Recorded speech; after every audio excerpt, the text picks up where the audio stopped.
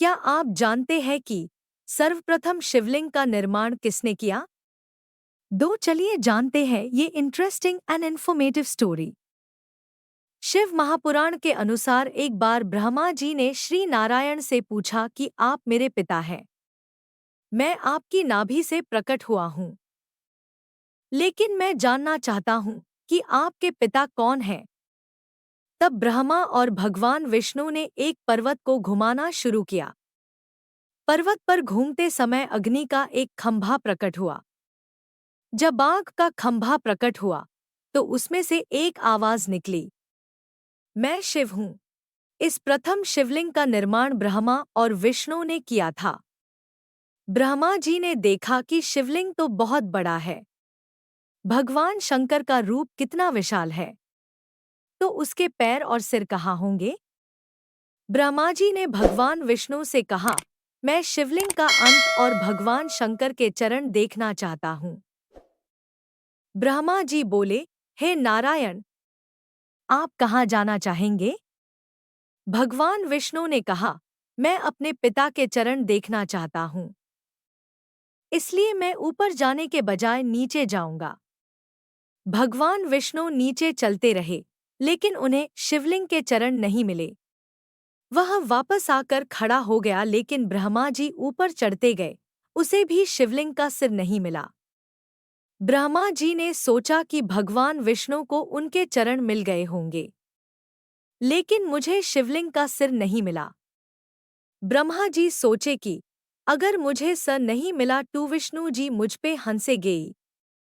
तब जाते समय ब्रह्मा जी को केतकी का फूल मिला। ब्रह्मा जी ने केतकी के फूल से कहा, हे केतकी, तुम मेरे साथ नीचे आओ और भगवान विष्णु से कहो कि ब्रह्मा को शिवलिंग का सिर मिल गया है। केतकी के फूल ने कहा, मैं झूठ क्यों बोलूं, मुझे क्या फायदा होगा। तब ब्रह्मा जी ने कहा कि मैं तुम्हें समस्त देवताओं को समर्पित और सुगंधित होने का वरदान देता हूँ। केतकी के पुष्प ने कहा कि यदि भगवान विष्णु ने मेरी बात नहीं मानी। तब ब्रह्मा जी ने कहा, चिंता मत करो, सामने से एक गाय आ रही थी। ब्रह्मा जी ने उससे कहा कि तुम मेरे साथ नीचे चलो और बताओ कि ब्रह्मा को शिवलिंग का सिर मिल गया है। ब्रह्मा जी ने कहा कि मैं तुम्हें हर घर से पहली रोटी पाने का वरदान देता हूँ। नीचे जाकर ब्रह्मा जी ने भगवान विष्णु से पूछा, क्या आपको शिवलिंग के चरण मिले? तब श्री विष्णु जी ने कहा, नहीं, मुझे चरण नहीं मिली। तभी शिवलिंग से आवाज आई, हे नारायण, तुमने सत्य कहा है, इसलिए आज से तुम्हारा नाम सत्यनारायण होगा। तब भगवान विष्णु ने ब्रह्मा से पूछा, क्या तुम्हें शिवलिंग का सिर मिला है? ब्रह्मा जी ने कहा, हाँ, मुझे शिवलिंग का सिर प्राप्त हुआ है। तभी शिवलिंग से आवाज आई, ब्रह्मा तुम झूठ बोल रहे हो। ब्रह्मा ने कहा, यदि तुम सहमत नहीं हो तो तुम केतकी के फूल और गौ माता से पूछ लो।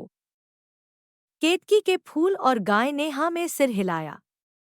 तब भगवान शिव ने कहा, हे केतकी, तुम भी झूठ बोल रही हो। मैं तुम्हें श्राप देता हूँ कि तुम कभी भी मेरी शरण में नहीं आओगी। यदि कोई गलती से भी तुम्हें मुझे समर्पित करेगा तो उसे 1000 गायों की हत्या का पाप लगेगा। तभी शिवलिंग से आवाज आई, गौ माता, तुम जगत की माता बनकर झूठ बोल रही हो, इसलिए मैं तुम्हें भी श्राप देता हूँ कि तुम्हारा पूरा शरीर पूजनीय होगा, लेकिन तुम्हारा मुंह पूजनीय नहीं माना जाएगा। लेकिन फिर भी ब्रह्मा जी मानने को तैयार नहीं हुए। तभी शिवलिंग से भगवान शंकर प्रकट हो गए। उसने अपना एक बाल निकालकर फेंक दिया। उसी से काल भैरव प्रकट हुए। काल भैरव जी ने अपने पैर के अंगूठे का नाखून तोड़ दिया और ब्रह्मा जी का सिर काट दिया। ब्रह्मा जी का कटा हुआ सिर घूमता रहा और उस सिर के रक्त से एक नदी प्रकट हुई, जिसका नाम कर्मनाशा नदी था। कर्मनाशा नदी भारत के उत्तर प्रदेश और बिहार राज्यों में बहने वाली एक नदी है। यह मुख्य रूप से मिर्जापुर और चंदौली जिलों के बीच बहती है और गंगा नदी की सहायक नदी है। कर्मनाशा का अर्थ होता है कर्म को नष्ट करने वाली। मान्यता है कि इस नदी का पानी इस्तेमाल करने से या इसमें स्नान करने से व्यक्ति के अच्छे कर्म नष्ट हो जाते हैं। पुराणों में वर्णित कहानियों के अनुसार इस नदी के पानी में अपवित्रत मानी जाती है। कर्मनाशा का अर्थ होता है कर्म को नष्ट करने वाली। मान्यता है कि इस नदी का पानी इस्तेमाल करने से या इसमें स्नान करने से व्यक्ति के अच्छे कर्म नष्ट हो जाते हैं। अगर आपको ये इन्फॉर्मेशन अच्छी लगी, then please like, share and don't forget to subscribe my channel.